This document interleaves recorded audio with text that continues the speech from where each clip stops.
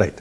ఇక హిడ్మా ఎన్కౌంటర్, అసలు హిడ్మా ఎన్కౌంటరా ఫేక్ ఎన్కౌంటరా అనేది పెద్ద చర్చ జరుగుతోంది. ఈ నేపథ్యంలో మావోయిస్ట్ పార్టీ ఒక సంచలనమైన ప్రకటన చేసింది. విజయవాడకు చెందిన కొంతమంది వ్యాపారులు హిడ్మాను చికిత్స కోసం విజయవాడ తీసుకొచ్చి అక్కడ పోలీసులకు వాళ్ళు ఇన్ఫార్మ్ చేస్తే అప్పుడు విజయవాడలోనే చంపేశారు అన్నట్టుగా. ఒక 2 వ్యాపారులు ఉన్నారు, వాళ్ళ మీద ఖచ్చితంగా మేము రివెంజ్ తీర్చుకుంటామంటూ కూడా ఆ లేఖలో పేర్కొనడం మనం చూసాం. ఒక్కసారిగా విజయవాడ అంతా కూడా ఉలిక్కిపడ్డ పరిస్థితి. అసలు మావోలకి విజయవాడకి సంబంధం ఏంటి అని చెప్పేసి ఏం జరుగుతుంది అంజీరావు గారు? ఎస్ అండి, ఇప్పుడు మావోయిస్టు మొత్తం అంటే నక్సలిజాన్ని మొత్తం మార్చి 31, 2026 సంవత్సరంలో పూర్తిగా అంతం చేసేస్తాను అంటూ అమిత్ షా గారు, మోడీ గారు ప్రతిజ్ఞ చేశారు. ఆ ప్రతిజ్ఞ భాగంలో ఆపరేషన్ కగార్ అని ఈ యాంటీ నక్సల్స్ ఆపరేషన్స్ ఎంటైర్ అంటే పశుపతి టు తిరుపతి, అటు నేపాల్ నుంచి ఇటు తిరుపతి, సౌత్ ఇండియా వరకు మొత్తం నక్సల్స్ ఇన్ఫెస్టెడ్ అన్ని స్టేట్లలో జరుగుతున్నాయి, విస్తృతంగా జరుగుతున్నాయి. వందలాది మంది నక్సలైట్లు అంతం కాబడుతున్నారు, వందలాది మంది వేలాది మంది నక్సలైట్లు లొంగిపోవడం జరుగుతుంది. ఇదంతా మనకు తెలిసిన న్యూసే. కానీ మొత్తం ఎంటైర్ నక్సలిజం అంటే మావోయిస్ట్ సెంటర్ అంటారు ఇప్పుడు మావోయిస్టులు అనమాట. ఈ నక్సల్స్లో అతిపెద్ద హీరో అని చెప్పవచ్చు అనమాట. ఎక్కువ ప్రజాదరణ కూడా ఉంది. ఒక రకంగా ఏంటంటే ఒక భగత్ సింగ్లా చూస్తున్నారు. ఆయనే మద్వి హెడ్మా. ఇప్పుడు ఈయన మరణమే నక్సల్స్కి అంతమా అన్నట్టు ఒక చర్చ జరిగిందనమాట. ఇప్పుడు ఆయన మరణించడం జరిగింది. అది ఎన్కౌంటరా ఫేక్ ఎన్కౌంటరా హత్య అనే దాని మీద మనకి ఇంకా ఎటువంటి క్లారిటీ లేదు. కానీ పీపుల్ ఏమి నమ్ముతున్నారు, ప్రజలు ఏమి నమ్ముతున్నారు అంటే అదొక ఫేక్ ఎన్కౌంటర్. కానీ ఎక్కువ ప్రజాభిప్రాయం మనకు కనిపిస్తుంది.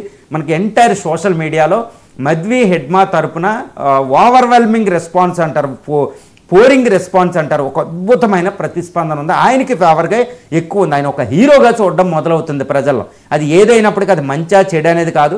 కాకపోతే ఆయన ఆయుధం పట్టుకోవడం తప్పే కాబట్టి హీరో అని మాత్రం చెప్పొచ్చు. కానీ ఆయుధం ప్రజాస్వామ్య సూత్రాలకి ఎగినెస్ట్గా ఆయుధం పట్టుకోవడం తప్పు, హింసను ఎన్నుకోవడం తప్పు. ఇప్పుడు మావోయిస్టులు ఒక అద్భుతమైన ఒక సంచలనమైన లేఖ రిలీజ్ చేయడం జరిగింది. అదేంటంటే ఈయన హెడ్మా అని ఒక హత్య, ఒక పోలీసు హత్య. ఎందుకంటే వాళ్ళు లెటర్లో వాళ్ళే చెప్తున్నారు ఈ విషయంలో. మద్వి హెడ్మా విజయవాడ చికిత్స కోసం వచ్చినప్పుడు ఒక ఇన్సైడరు, కొన్ని కాంట్రాక్టర్సు, ఒక ఇన్సైడర్లు, అంతకుముందు లొంగిపోయిన ఒక మాజీ నక్సలైట్, అంతేగాని దేవజీ కాదు, పాలిట్ బ్యూరో మెంబర్ దేవజీ కాదు. ఆయన మా సమక్షంలో సురక్షితంగానే ఉన్నాడని చెప్తున్నారు. దేవజీ వల్ల కాదు, వెన్నుపోటు వల్ల కాదు, ఒక నక్సలైట్ 2 కాంట్రాక్టర్ల వల్ల పోలీసులు పట్టుపడితే పోలీసులు హింసించి ఆయన్ని చంపడం జరిగింది. అంతే అయింది దారుణమైన హత్య, హింసతో కూడిన హత్య.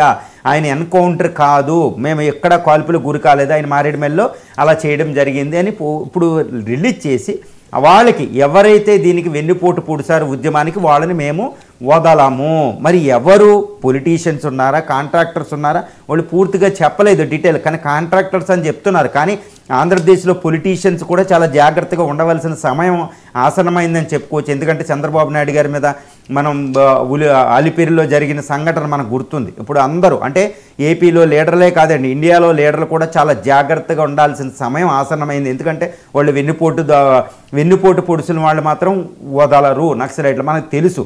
అది హెడ్మా మరణం మాత్రం తీరని లోటు నక్సల్స్ మూమెంట్కి ఇండియాలోనే. కాబట్టి ఇప్పుడు ఒక రకంగా చెప్పాలంటే హెడ్మా మరణం ఒక సైకలాజికల్ డిప్రెషన్ గురి చేసింది. అంటే నక్సలిజం అంతమవుతుంది అనే ఒక కాన్ఫిడెన్స్ ఇటు పీపుల్లో ఇటు గవర్నమెంట్లో రప్పించింది అనమాట. పోలీస్ ఫోర్స్ కూడా చాలా ఎంకరేజింగ్గా మిగిలిన అన్నింటిని తుదముట్టిస్తున్నారు. కాబట్టి హెడ్మా మరణం తీరని లోటు. దీనికి పగ తీర్చుకోవడం అంటే దీనికి ఏ కక్ష వాళ్ళు తీర్చుకోబోతున్నారు, మళ్ళీ కాన్ఫిడెన్స్ రావాలి కదా, ఏదో అటాక్ పాల్పడే అవకాశం ఉంది. ఇప్పుడు నక్సల్స్ ఆ లేఖలో కూడా చెప్తున్నారు. మేము ఆ లేఖలో ఒక రకంగా ఇండైరెక్ట్గా పరోక్షంగా వాళ్ళు ఏం చెప్తున్నారు అంటే నక్సలిజం అంతం అవ్వదు, మేము లొంగం, ఎక్కడోళ్ళు అక్కడ ఉండండి, ఉద్యమానికి సపోర్ట్ చేస్తూనే ఉండండి అని చెప్తున్నారు. ఇప్పటికే మనకి చాలా న్యూస్లు వస్తున్నాయి. పాలిట్ బ్యూరోలో ఈ నక్సల్స్ మొత్తం సెంట్రల్ కమిటీ, కేంద్ర కమిటీ మెంబర్స్లో చాలామంది దేశం విడిచి వెళ్ళారా అనేది కూడా ఉంది. వాళ్ళు దేశం విడిచి వెళితే కొంతమంది వెళ్ళినా వాళ్ళు లొంగకపోతే మరి నక్సల్స్ ఆనవాళ్ళు అలాగే ఉండిపోతాయి. మళ్ళీ పరిస్థితి అనుకూలించినప్పుడు వాళ్ళు లెగిస్తారు. ఇదంతా జరిగేదే 1967 నుండి నక్సల్స్ మూమెంట్ని మనం ఒక విహాంగ వీక్షణం చేయగలిగితే, ఒక ఓవర్వ్యూగా చేయగలిగితే ఒకసారి ఎత్తు పల్లాలు, ఒకసారి అంతమైనట్టు ఉండేది. ఇప్పుడు ఇందిరాగాంధీ ఆపరేషన్ చీప్లెస్ చేసినప్పుడు ఈ మజుందార్ డెత్ అయినప్పుడు మనకి నక్సలిజం ఇంకా అంతమైపోయింది, మళ్ళీ లేచింది, గుర్తుపెట్టుకోవాలి. తర్వాత మళ్ళీ ఆంధ్రప్రదేశ్లో లేచింది పీపుల్స్ వార్ గ్రూప్తో, మళ్ళా చనిపోయింది, మళ్ళా లేచింది. కాబట్టి ఇప్పుడు మార్చి 31కి అంతం అవుద్ది అని చెప్పలేం. నేను ఎప్పుడు చెప్తూ ఉంటా, నక్సల్స్ వేరు, నక్సలిజం వేరు. ఆ ఐడియాలజీ చనిపోవాలంటే, నక్సలిజం అంతం అవ్వాలంటే, నక్సలైట్లు కాదండి, నక్సలైట్లు ఫిజికల్గా ఎండ్ అయినా, భౌతికంగా ఎండ్ అయినా ఐడియాలజీ ఉండకూడదు. ఐడియాలజీ ఉండకూడదంటే దానికి మందు, దానికి ఖడ్గం ఏంటంటే అభివృద్ధి మంత్రం. మరి ఈ ట్రైబల్ ఏరియాలని, ఈ దండకారణ్య ప్రాంతం, ఏఓబి బోర్డరు, ఛత్తీస్గఢ్, జార్ఖండ్, ఒడిస్సా, ఈ జిల్లాలన్నిటిలో ఇప్పుడు Gadchiroli, Maharashtra, the richest state of India, ఇప్పుడు ఆంధ్రప్రదేశ్, నల్లమల, తెలంగాణ, ఈ ప్రాంతాలన్నింటిలో నక్సలిజం అంతమవ్వాలంటే ఏంటంటే ఆ ప్రాంతం అభివృద్ధి చెందాలి, అక్కడ దోపిడీని అరికట్టాలి, సమ్మిళిత అభివృద్ధి చెందాలి, అందరూ అలీనియేషన్, పరాయీకరణ పోవాలి. అప్పుడే నక్సలిజానికి అసలు తావే లేదు ఇండియాలో, గుర్తుపెట్టుకోవాలి. మరి హెడ్మా మరణంతో నక్సలిజం ఎండ్ అవుద్ది అనేది మనం చెప్పలేము. ఎందుకంటే ఆ లేఖలో వాళ్ళు చెప్తున్నారు ఉద్యమం ఇంకా అలాగే ఉంటుంది, ఉద్యమానికి సపోర్ట్ చేయండి అంటే వాళ్ళు లొంగడానికి ఇంకా రెడీగా లేరు. ఎక్కడో లొంగిపోతారు అనుకుంటున్నాం. 10 మంది నక్సలైట్లు కేంద్ర కమిటీ మెంబర్లు ఉన్నా, లేకపోతే మిగిలిన నక్సలైట్లు ఉన్నా అది అంతమైనట్టు కాదు. మరి ప్రభుత్వానికి నక్సలిజం పోరు వచ్చే 3.5 నెలల్లో ఎలా సాగబోతుంది అనే ఒక ఉత్సుకత ఈ లేఖ తెలియజేసిందని మనం చెప్పొచ్చు. పుతిన్